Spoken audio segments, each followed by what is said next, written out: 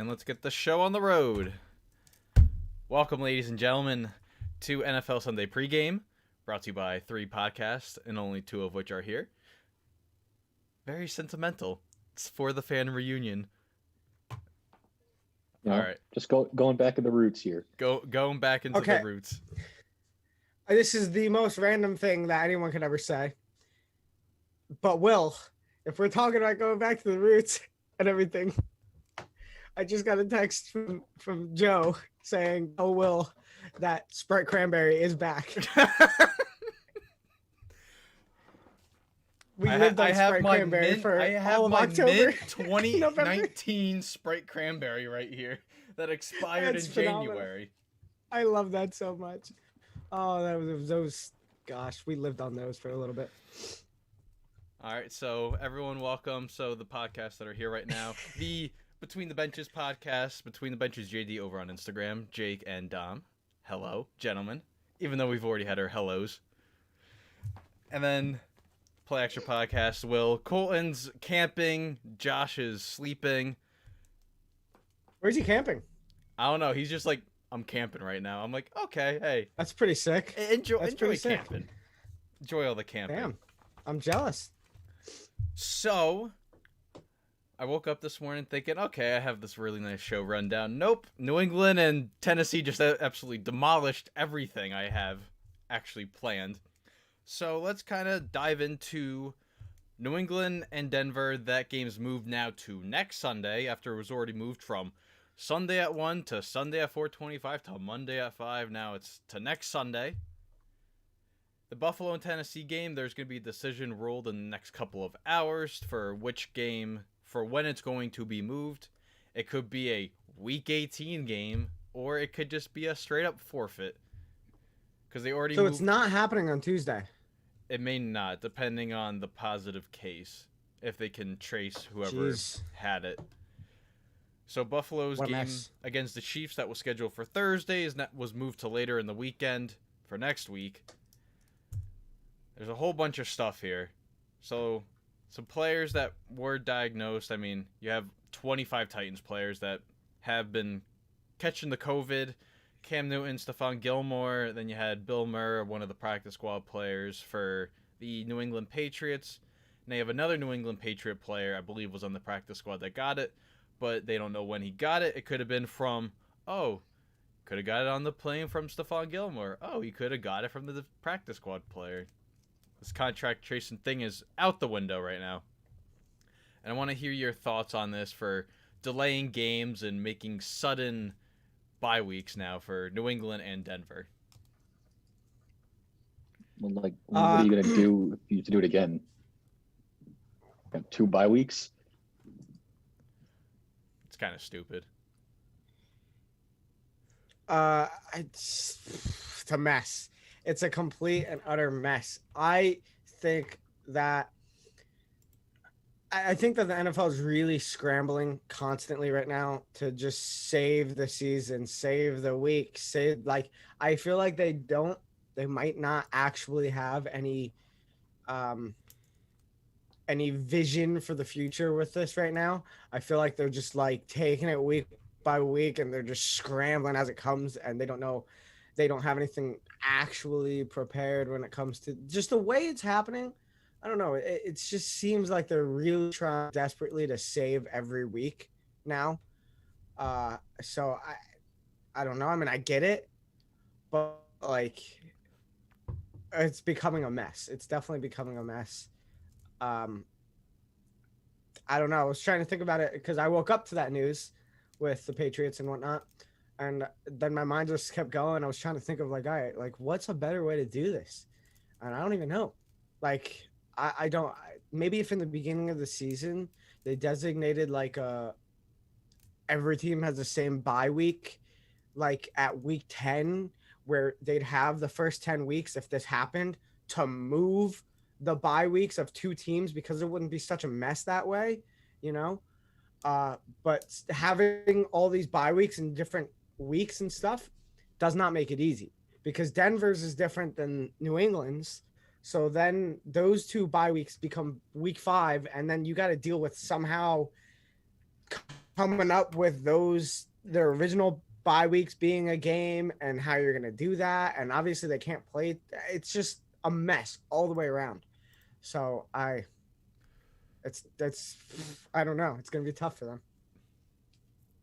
I mean, there obviously isn't any kind of protocol when it comes to entering the building because they have no idea. Like, the reason why this is all becoming an issue is they haven't been able to effectively trace anybody down. So now they're just running through the locker rooms. And so there obviously isn't any protocol to getting tested daily when entering the facility. Which I know that. Well, I think there is, but it's real basic stuff like temperature, you know. And obviously, if you don't have the symptoms, but you have it, that's not going to make a difference, you know. I think it's something like I watched a lot of young people too, like they're asymptomatic as well. Yeah, like Cam, for example, he's not showing any symptoms. Yeah.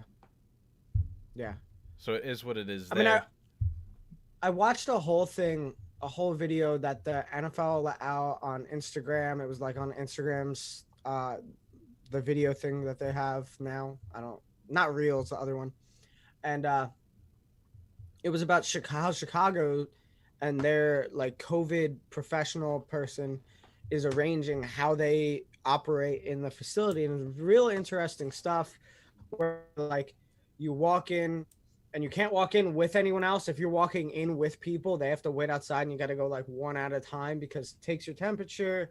And then you have like a thing on you. I don't know if it's like a card on a lanyard or something. Yeah. Where in the beginning of every room in the facility, there's like a sensor that senses you going in. So they know who's been in that room at the same time with that person. But obviously, something about it is not effective right now when it comes to this tracing and stuff. And obviously anything out of the facility and probably on the any kind of transportation with other players and stuff, that's not the case where you have that technology. So yeah, I don't know. Well, something the NHL did with their bubble is every time the players came from the hotel into the facility to practice or play their game, they got tested then and there. Yeah, they were tested all the time. Yeah, I don't know. And this kind of goes into the whole Titans practice where they held a illegal practice on September 30th at one of the local schools, a law school to be exact, where a couple of students saw adults practicing football and they figured out it was the Tennessee Titans. Now you look at how this kind of shapes up into everything moving forward with the Titans. Do you think the Titans should end up having to forfeit the game against the Bills because of breaking protocol, essentially? Well, yeah, if they were proven to break protocol, then absolutely. Because before it was always like, well, if they didn't do anything wrong, it's just kind of like one of those freak accidents, and what are you going to really do about it? Just, it happened. But if they did that, then for sure. Kind of like the Marlins, where, they it's not like the MLB screwed up. The Marlins went out and went to a strip club for the best chicken wings, to be exact. So, the way I see it is whether they deserve it or not, they did break protocol, like it happened, and you're not going to put the fault on anyone else. So, and who do they face? Tennessee versus Buffalo. You can't penalize Buffalo on that. There's nothing to say. Buffalo doesn't deserve to get penalized because of Tennessee breaking protocol and stuff like that. I mean, you saw how pissed some of the Steelers players were last week. So, Buffalo's not doing anything wrong. They're doing everything right when it comes to this. And yeah, I don't know. You gotta figure out if one of those students or all students that took those pictures are Tennessee Titans fans, and they just cost their team this. Whoo! I would be pretty upset with that. What's the point of having protocols if you're just going to ignore them? Kind of the whole point. Yep. And also, one of the quotes that Tannehill said on the September 30th, not sure when he said it, but it was said on the September 30th. And I quote, "You can't sit around on the couch for a week and be on Zoom meetings and expect to be at physical peak for Sunday or whenever the next game's going to be. It's going to look a little bit different for everybody. We're able to do wherever we're going to be able to work out, whether it's a gym, a garage, I'm not even sure." And he goes on and says, "Every man on this team is charged with prepping themselves and getting their bodies right, making sure that they're running, conditioned, and ready to go whenever that game comes around." And Vrabel also told his players, October 1st, do not meet up. So clearly they know about this, and it might be one of the harshest penalties if it is found that they did practice at that school. I mean, in the picture, you can't can't tell a lot from like the pictures. It's like your generic kind of iPhone camera. It's like, did it look like there were like trainers or coaches? Because I'm wondering if there was any kind of actual personnel or if it was just strictly like player organized, you know? If you look at how the apparently if it was one of the coaches that said, "Oh, we're going to be going into," like if it was one of the coaches that did organize it, the Titans may end up losing a lot of draft capital, maybe some salary cap. I mean, the Patriots lost Brady for 4 games. They lost a first-round pick all over a football that, could have just been a defaulty football. I mean, there's no real proof into that. And then you look true. You look into some other scandals too. The Falcons with their crowd noise, and they were the only team that was kind of against the whole crowd noise thing. With how they absolutely did that. They lost I think they were fined like $500,000, loss of like a 5th-round draft pick, and that was like 2018 if I remember that correctly. But if this is going to be more difficult, I mean more extreme than a deflated football or even some crowd noise, then the Titans, yikes. That's the only thing I can really end up saying about that. And you're seeing right now how much the NFL is cracking down on coaches and players not wearing masks. They ended up finding a whole bunch of Raiders players for attending one of Derek Carr's events, and they were not wearing masks. They let them appeal it, though. I don't know where that's standing right now, but I did see that the NFL was letting...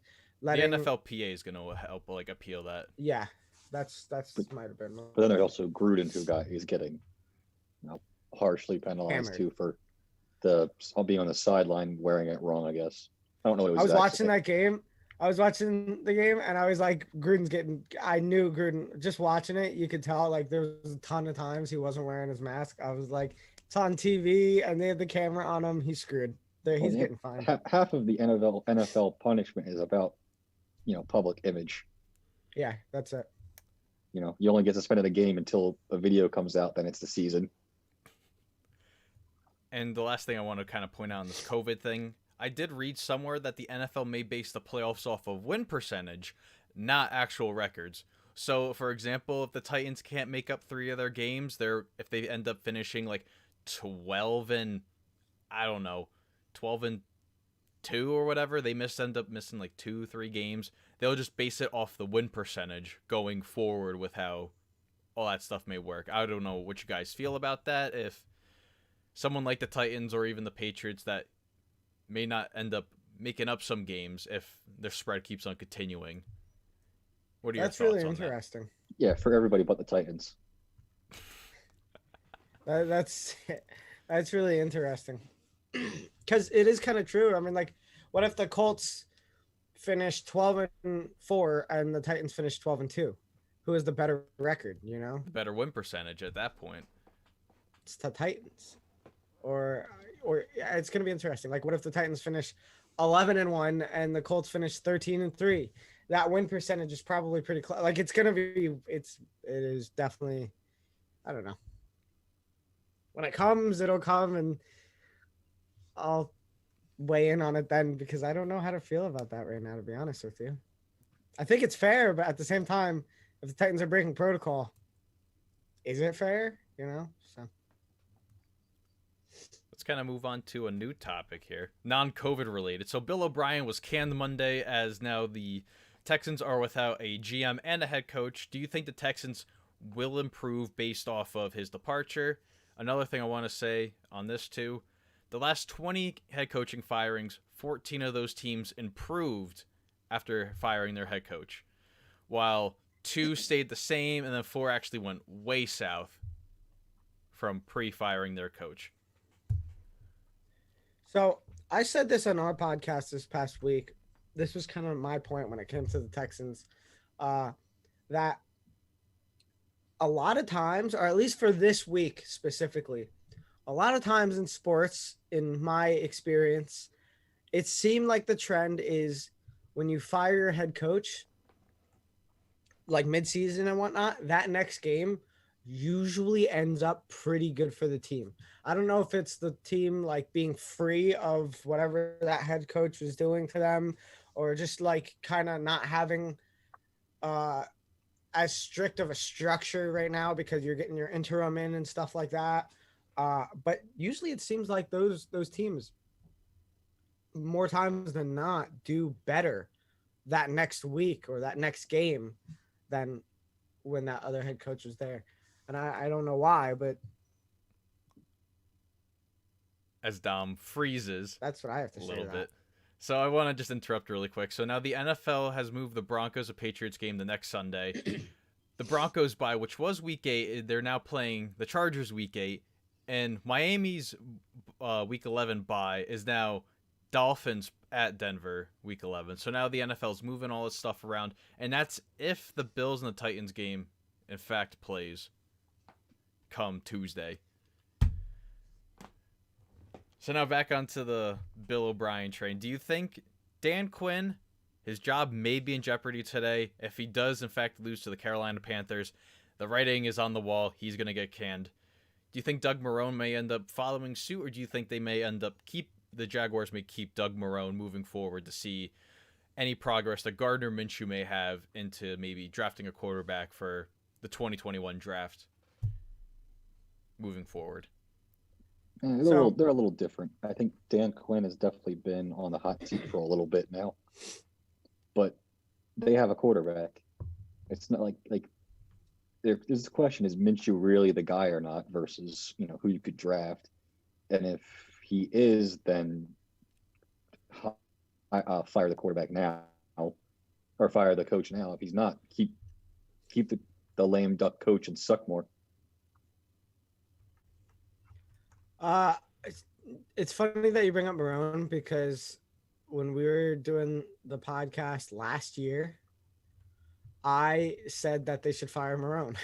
So I've been on this whole you shouldn't have Marrone as your head coach for like a year now. So that's all I'll say on that one. Is I'm still waiting on that. But Dan Quinn, yeah, it's just like I feel like as soon as they lost that Super Bowl, he should have been on the hot seat, because that's a game. That Super Bowl is a game you got to close out, and obviously they haven't been able to do that since to any of these leads. So they didn't have a good season last season at all whatsoever, and this season they're playing well, but they ain't getting the wins. So obviously something needs to change, and got to look to your head coach first. He's the most liable. I mean, I never mentioned Adam Gase because I don't think he's going to end up getting canned this season. Well, during the season, at least. I think he should. He should. But I don't think they're going to. And with, how the injuries are going. I mean, they got Bell back this week, but, without Darnold, they're ending up with a cool Joe Flacco under center today and possibly next week moving forward. So, yeah, that's the coaching kind of firings. Jake mentioned this right before we ended up going live here. So Haskins had his best career day against the Baltimore Ravens, did everything right against, a top 4 defense in the Ravens defense, goes in the locker room, brags about his stat line, gets benched for Kyle Allen, and then Jake tells me he saw this report that Haskins may be getting traded right before the trade deadline. So this, I just want to say this. You have Dwayne Haskins, right? He's actually I would say he's having an okay year. As far as some of these other quarterbacks, Daniel Jones has been 100% garbage. He's thrown 2 touchdowns all season, and that came in week 1. And so the Giants or Daniel Jones hasn't thrown a touchdown since week 1. And he has 5 picks. So Daniel Jones, 2 touchdowns on the year, 5 picks. He's at a pace of like 7 touchdowns all year. And yet Dwayne Haskins is definitely having a better year than Daniel Jones. And Dwayne Haskins turns now into the 3rd string quarterback for that team. So trying to compare Dwayne Haskins to some other situations right now is kind of in Dwayne Haskins' favor. Like comparing him to the Giants situation, Dwayne Haskins should be playing. You know, if they're deciding to have Daniel Jones play still, you know. So I'm wondering if, you know, someone like the Giants goes out and gets Dwayne Haskins to try that out, because obviously it's not working with Daniel Jones right now.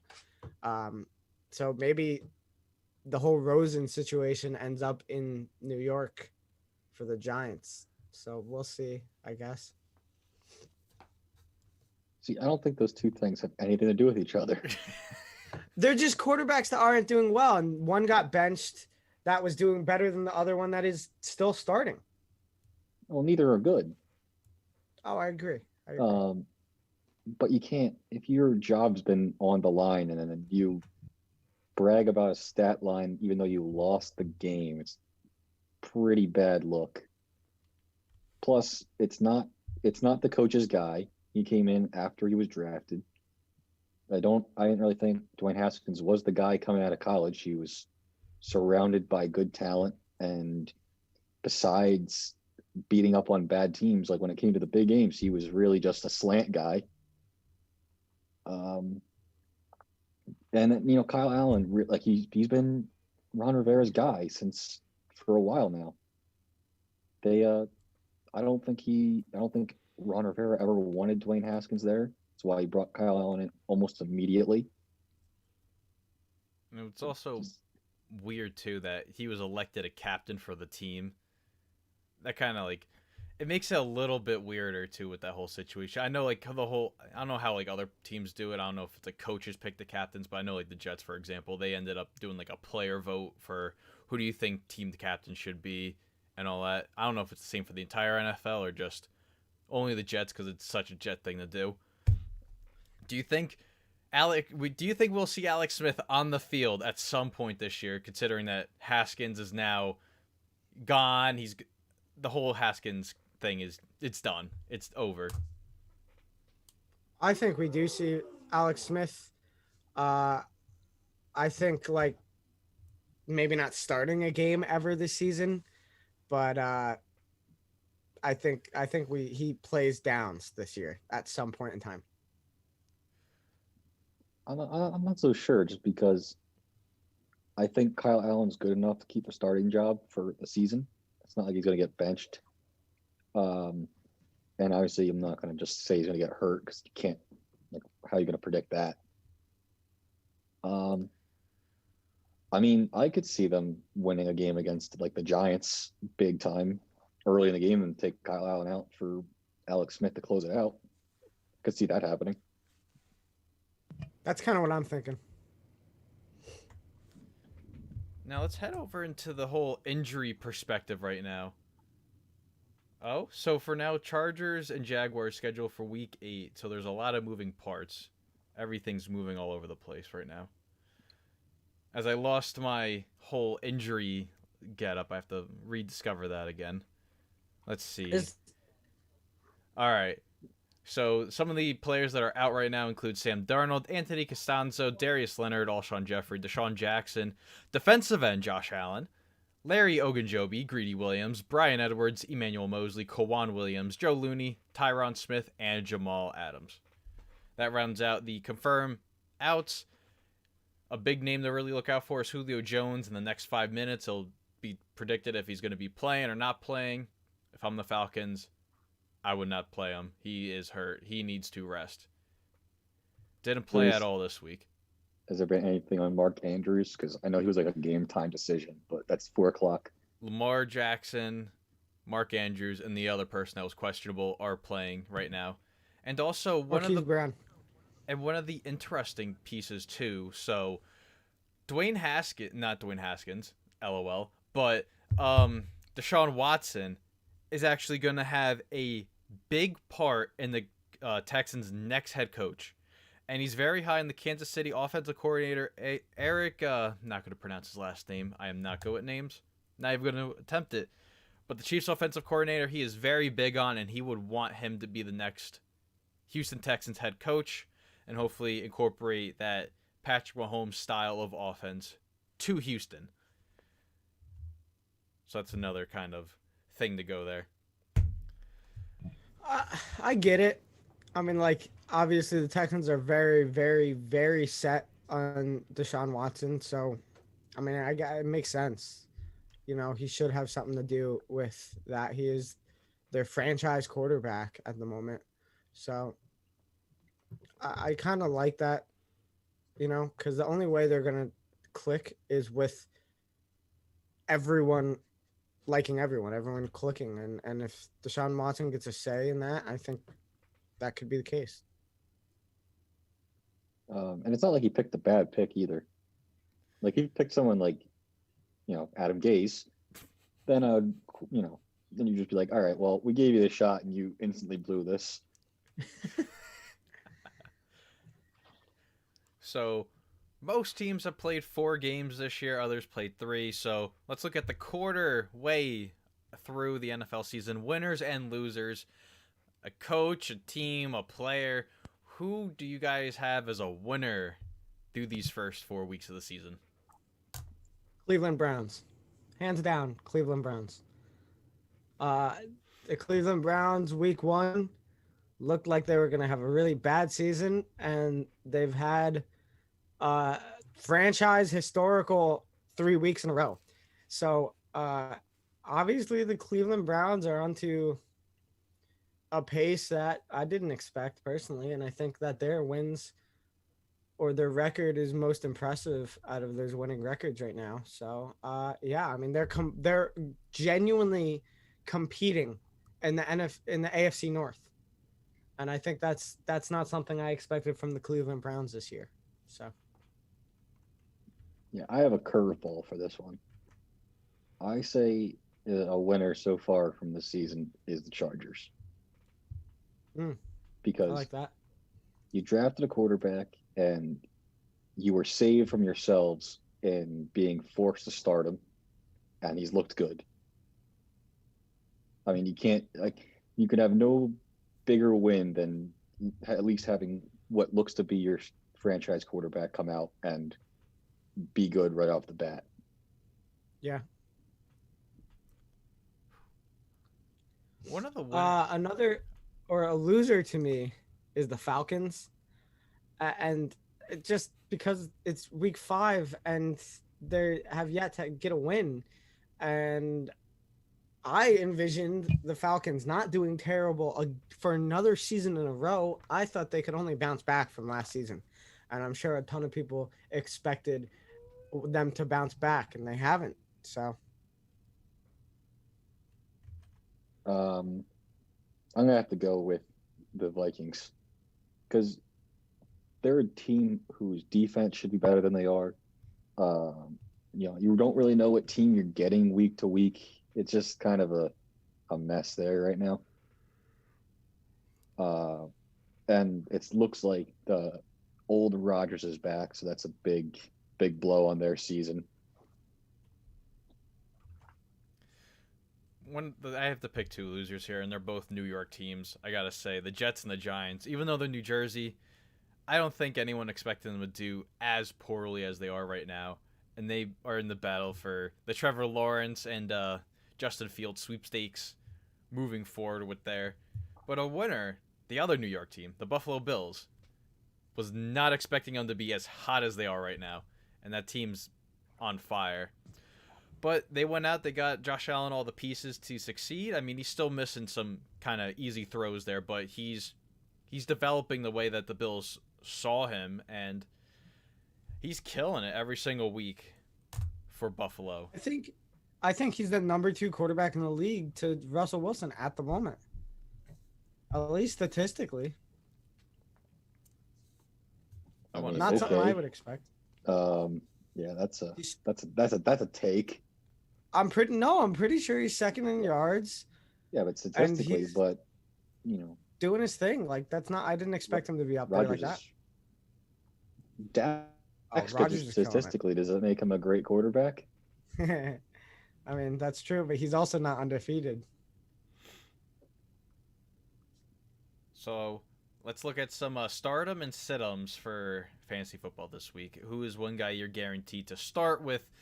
Potentially 4 teams now entering another bye week.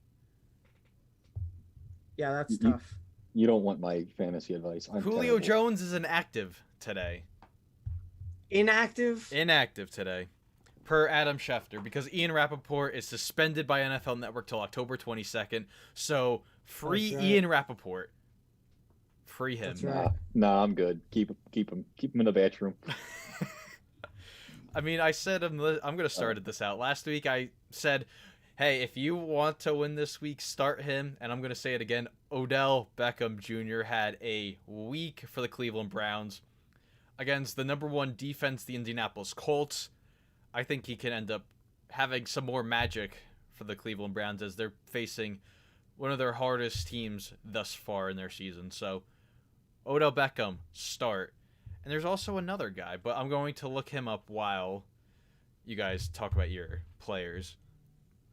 I think Robbie Anderson is a guy that you definitely start this week because I know, probably most leagues have him rostered because he's done extremely well as the course of this season has gone. And they're facing Atlanta. Teddy B had a great week last week. Phenomenal week. I want to say he threw how many touchdowns? Oh, wait, what? Did he only end up with 1 touchdown last week? Yeah, they ran it in with like Mike Williams. Wow. In the backup. Well, I know for a fact Teddy B put up a great game last week, and I expect that against Atlanta. I would start Robbie Anderson. So another group at least is the Minnesota Texans receivers. Minnesota Texans? The Minnesota Vikings. Thank you very much. Yeah, the Minnesota Vikings receivers. To feed off that, Dom. Yeah. I was about to say Justin Jefferson. Oh yeah. I and Adam Thielen late in our league. I drafted him late in our league just as kind of like I'll hold on to this until maybe it starts to look like he's getting some touches and breaking league. And that he has the last 2 weeks. So now he's getting a good matchup and on a hot streak.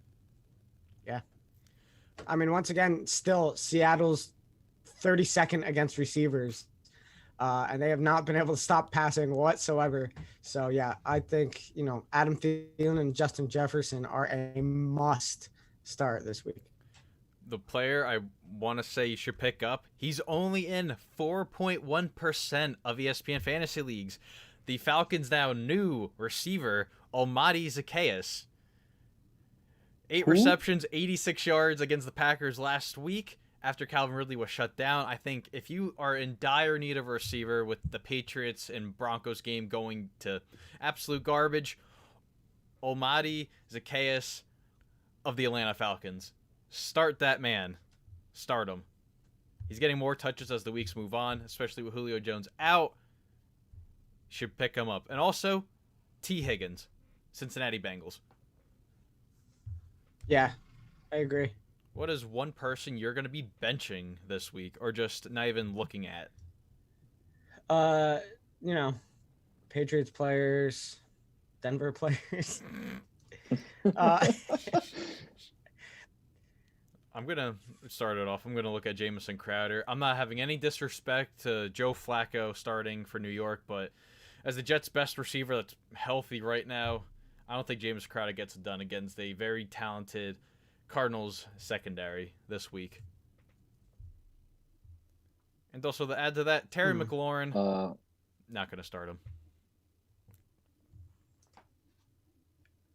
Yeah, I'm going to get to go with, who was it? Crap. Who did I just have? Jarvis Landry. Really? They've been favoring Odell heavily the last couple weeks. Plus, the Colts have been really good at with the defense. If Landry doesn't get touchdowns, he hasn't really been putting up points this season. He's not getting the normal targets and yards that he would any other year.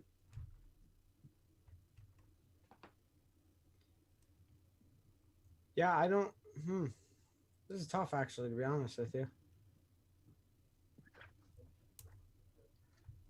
I don't know so far, to be honest. I kind of for me personally, all my matchups have been. I'm very happy with my fantasy week to come, I hope, but I'm trying to think of anything else here. I mean, maybe start Will Fuller. I know we're talking about sits, but I feel like, against Jaguars defense, the head coach changed, that they might be, Deshaun Watson might be throwing to him more and more this week. So let's move on to the next segment. What's the bet? What's any kind of parlays you're looking at? I mean, I shared this very entertaining photo on Twitter yesterday. I thought it was very funny. Wire parlays aren't stupid. They're fun to make. Last loss Yes. wasn't my fault. The payout is 10,000 to 1. I'm going to hit the next one. They're fun. You degenerates. So I'm going to tell you my 5-person parlay I have this week. So I have 3 anytime touchdown scores. Wait. When I saw Will share that on Twitter, and I wanted to see if there was like a 1-800-GAMBLER, like the hotline, if they had a Twitter account, and I was gonna tag them on Will's post, and they didn't, and I was like, damn it. So my 5-person parlay. So I have Darren Waller, George Kittle, Odell Beckham, anytime touchdown scorer, and I have the Ravens money line and the Carolina Panthers money line. That's what I'm picking this week. 3,272 odds. Not gonna hit it this week. That's like the definition of a problem. Everything you just said.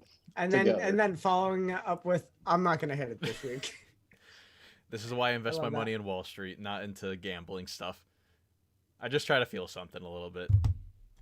I really think shocking to me that the Falcons are favored. So I would definitely bet on Carolina money line 100%. Oh wow. And they have that score, the over and under at 53.5. I say it's going to be the under.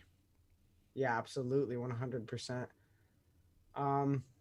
The Jaguars could win. I mean, Texans are favored by a lot on that one too.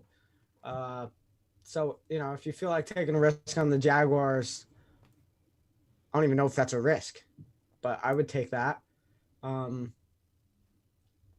at 49ers. I think Miami could squeak that out. That's a risk, though. I don't know how. Is Jimmy G starting this week? I know he is going to be starting this to week. Practice. Oh, okay. Well, no more Nick Mullins or I don't even know the other guy. CJ Beathard. CJ Beathard, Mr. Pick Six. Still there. No. Yeah, no. I don't know who threw the pick six. That was Mullins. That was Mullins. Because Jake told me not to watch the game, so I didn't watch the game. Maybe I should have. There you go. I don't know. So, I have this new little segment here. It's called This or That. And it's anywhere between we're picking between 2 things, 4 things. Well, that's basically it right now. I have 2 questions that are specific to Dom and Jake, which we'll get to at the end of all of this. But we're going to talk about some other kind of picks. So who are you guys picking out of this group right here? Russell Wilson, Josh Allen, Patrick Mahomes, or Aaron Rodgers? The 4 leading candidates for MVP right now. So we're picking the MVP? Yeah, who is your MVP pick out of those 4 people? They are all leading right now in passing. Well, Mahomes isn't, but Wilson. Mahomes is Mahomes. Wilson. Who did you say after Mahomes? Yeah. Aaron Rodgers. Who did you say after Aaron Rodgers? So I'll go over it again. Russell Wilson, Josh Allen, Patrick Mahomes, okay, and Aaron Rodgers. All right. Well, I think it's easy Russell Wilson. I mean, I'm not taking anything away from the other three because they're both phenomenal. But I'm with Jake on the whole Russell Wilson part. He's unreal right now. This is his MVP vote to lose for once. Yeah. Meanwhile, Dak Prescott and Derek Carr have all received more MVP votes than Russell Wilson. Man is so slept on. Ridiculous. I do think though, Aaron Rodgers, out of all those quarterbacks, Aaron Rodgers has the best chance of catching up to Russell Wilson and maybe possibly surpassing him by the end of the season. But it's definitely Russell Wilson so far. So if your franchise needs a quarterback, who would you rather have, Joe Burrow or Justin Herbert? Oh, I'm well documented on this one to at least our group. I'm taking Herbert all day long. You didn't pick this. The this. Or this or that. And... I really wanted to see what Jake would say. I couldn't do it. Couldn't do it. Joe Burrow has had a really great season and whatnot. Herbert. But Joe Burrow has thrown the ball a lot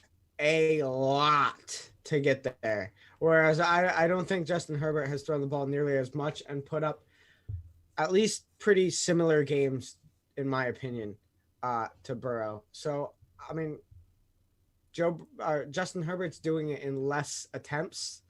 I'd be giving it to Justin Herbert so far. I wish both started right off the bat, but...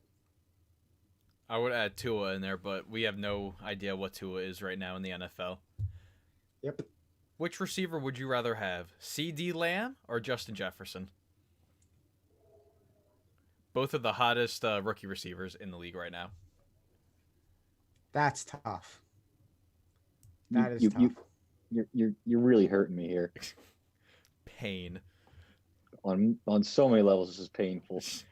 Because on one hand, it's the Cowboys. On the other, it's the guy I wanted the Eagles to draft the whole time, and now he's making us look dumb again. I go CeeDee Lamb. That dude has proven me wrong. I thought it was a lot of Big 12 offense getting him or Big 12 defenses that he was going up against, getting him all the hype. The dude's a monster. Just for the sake of argument, I guess here, I'm gonna take Justin Jefferson. I do like the fact that he's taken over for like a two-headed monster or just a duo of a wide receiver core, and he's fit in perfectly. Because obviously it was Stephon Diggs and Adam Thielen for the last couple years, and that was a big deal, the duo, and obviously Stephon Diggs isn't there anymore. They draft Justin Jefferson. I feel like Justin Jefferson is under more pressure to perform in that offense than CeeDee Lamb is in the Dallas offense. And I do like that Justin Jefferson has taken that, and he's completely, the last couple weeks, really, really performed. So I'm gonna go with Justin Jefferson. But their numbers are extremely similar, I believe. Very similar. They're very close head to head right now. Which defense would you rather have? The Indianapolis Colts, the New England Patriots, Pittsburgh Steelers, or Baltimore Ravens? All four are currently the best four defenses in the league right now. In numerical order, too, might I add. Who's the first one you said? Indianapolis. Okay. But see, I was going to say the Steelers just because of how they pressure the quarterback, yet they are not the sack leaders. I don't know. This is a tough one. Because nobody this season has really come out as like a bona fide defense. No, they have not. Because of just all the offense this year has been insane. I'll say my pick. I haven't said a pick yet, but I'm going to go Indianapolis, a very young and hungry defense. I mean, they're not like a superb team right now. In no means are they like a perfect team, but as young as the Colts are, and they have so much cap room to spend, they can honestly improve any single place they want and shell out to get a free agent anywhere. I would have to go with the Indianapolis Colts, especially led with Darius Leonard, and they traded their first-round pick for DeForest Buckner out of San Fran, who's doing it right now. I just like that the Patriots gave Mahomes his worst week in a long time. That's my only argument for the Patriots at the moment. Yeah. And they let up 5 for Russell Wilson, so that's tough. I think those counteract each other, but definitely shutting down Mahomes as much as they did was pretty substantial for the Patriots. But I do really like Indianapolis. I really do. I think Pittsburgh going into the season was the favorite, I think. But yeah, I have to go. I'm going to go with Indianapolis. I really like how they've done so far. And yeah. If you're going to twist my arm to make a pick, I might have to go with I'm stuck between the Steelers or Patriots. I think I have to do a Patriots, though, just because of the game against Mahomes. But like you said, talking about this, it's definitely not just an easy, oh yeah, this one team, you know? So let's go into the topics I have created. So for Dom, with Cam Newton out, who would you rather have as the starter, Jarrett Stidham or Brian Hoyer? Jarrett Stidham, 100%. 100% Jarrett Stidham. I said it during the whole offseason to the millions of people that have asked me. It's felt like they've always asked me, all right, without Tom Brady, like, now you have Cam. How exciting is that? And I've constantly been – and I also didn't expect Cam to be this ready and perform the way he is. I don't know if I just wasn't giving him the credit, or it's been 2 years since we've seen it. But I've been saying I really want to see what Jarrett Stidham can do. I would rather fail learning what Stidham can do than succeed just playing with like Brian Hoyer, you know? Because here's the thing, there's not going to be any development in Brian Hoyer or even Cam Newton. We know what they are. Cam Newton has a future, but we know exactly what his future is. You know, we know how he's going to perform. We don't know what the future of a young kid like Jarrett Stidham is going to be. So if it's good, finding that out would be very substantial. That would be significant. So I want to learn to see what it's going to be like and what his future could be like. If it's trash, it's trash. And we learned at least. But, you know, if it's good and it looks like he can really develop, at least we have a better future than, you know, a temporary situation with Cam or whatnot. So yeah, I've been pumping Stidham's tires for a while, the Dom, all off season. That's also true. So for Jake, you must pick one, okay? Which Eagles team would you rather prefer? The 2020 Eagles team or the Dream Team Eagles team? Oh, God, why? Oh, so, like, now we're, like, Namdi and... Oh, God. Now. Because at least we have a quarterback. I only did that one for fun. I was like, how can I make a Jake a question? And I'm like, yeah, this is the question I have to say. Both teams absolutely suck so early. That had the potential of ruining Jake. The word dream team is just, oh, God. It makes me want to vomit every time I hear it. You almost crippled Jake for the rest of the day. I am shook. He's mentally not here anymore. So last segment I have right now. What is your locked pick? What's your guaranteed win going into this week today? Well, okay. Going into this week today. Yeah, Will. Okay. Good job. Yep. I mean, technically, you're not wrong. This is a week of football games today. Okay. Locked pick, huh? Locked pick. Well, I'm just going to start off here. Arizona Cardinals easily locked against the Jets. I knew you were going to say that. It's so locked. It's not even funny. That's what I'm going with for my locked pick. I'm going to feed off of that one and just what you said earlier in the episode. Dallas versus the Giants. Oh, wow. Okay. I thought you were going to take a different one, Jake, and I was going to let you take it, and I was going to say Dallas versus the Giants, but okay. Damn. What, do you think I was going to say the Chiefs? No. I don't think that's a lock. I don't think the Chiefs win is a lock. I think it's close to a lock, but I would not put that as a lock personally. Derek Carr is 2-10 against the Chiefs. All right, well, it's a lock. All time. No, I'm joking.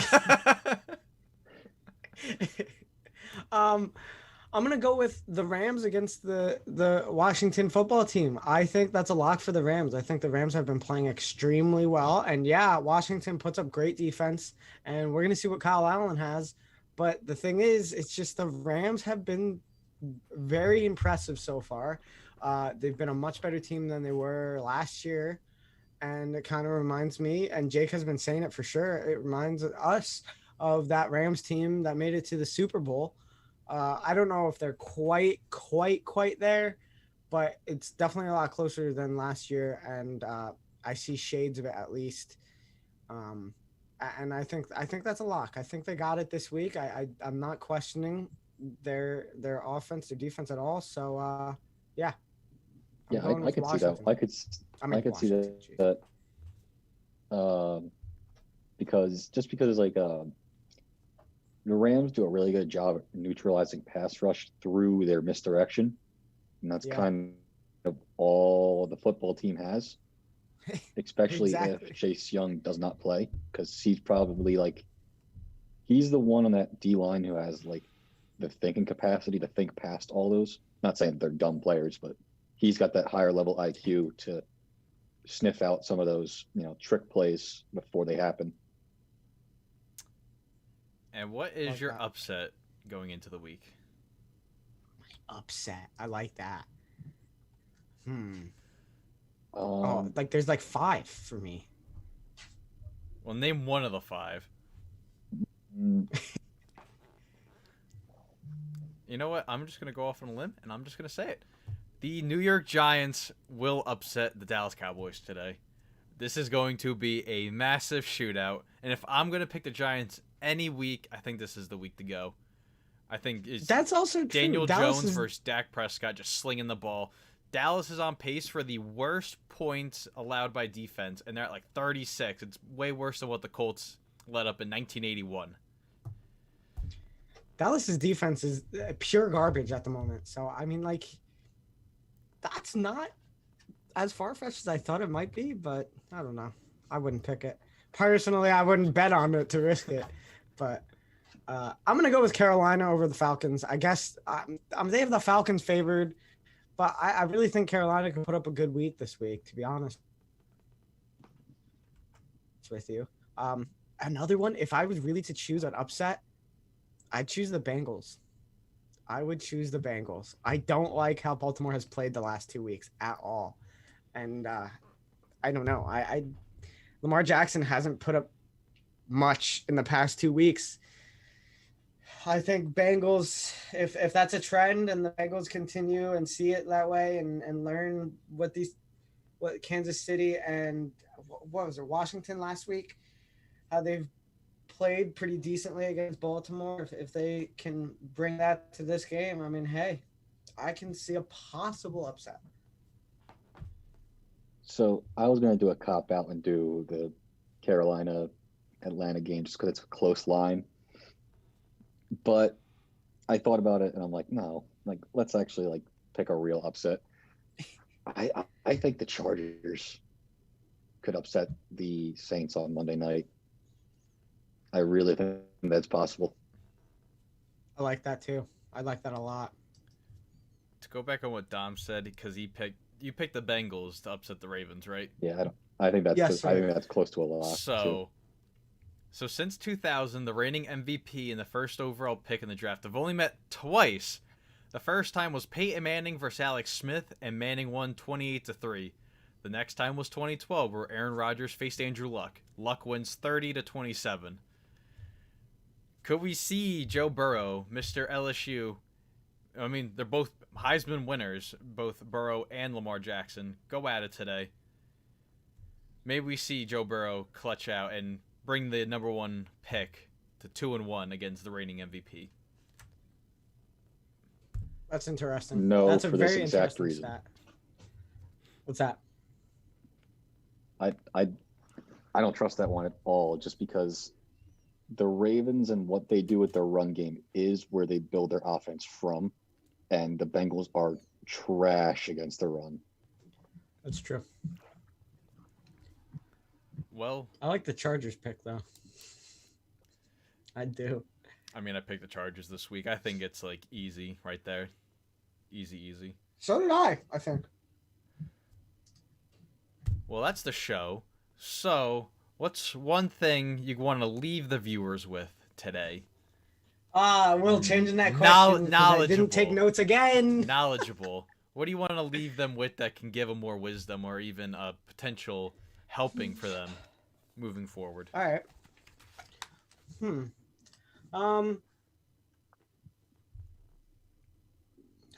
know. Jeez, just because a team's been good doesn't mean they'll win a game. I don't know. Like you have the Saints. The Saints aren't doing good that good this season. Baltimore had a phenomenal season last season. They lost against Kansas City in a pretty lopsided loss. The Raiders have been doing good. Like, you just definitely can't, especially this year. The Texans, look at the Texans. They're 0-4. You definitely this year cannot make your picks, cannot choose games, cannot expect wins just because teams were really good in the last couple of years. I don't know. That's what I can think of right off the bat, at least. Because there's a lot of games this week where it's like, all right, that's a team that hasn't been good in previous years against a team that has been very good in previous years. And I think there are more toss-ups than they, that trend sees, at least. Mine has to be always start your drafted quarterback. None of this sheltering stuff. When has it really worked? Daniel Jones behind Eli Manning. Sam Darnold behind, I forget who it was. He never started behind Josh McCown. Did he start from day one? He started right from day one. I thought he. That's right.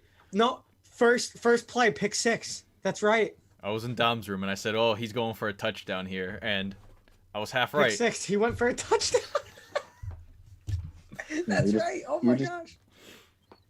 You're just delaying finding out if it's the guy or not. That's all you're doing.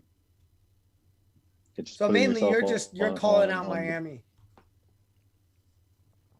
Oh yeah, I do. Every time I said starting Tyrod over Herbert was a bad decision.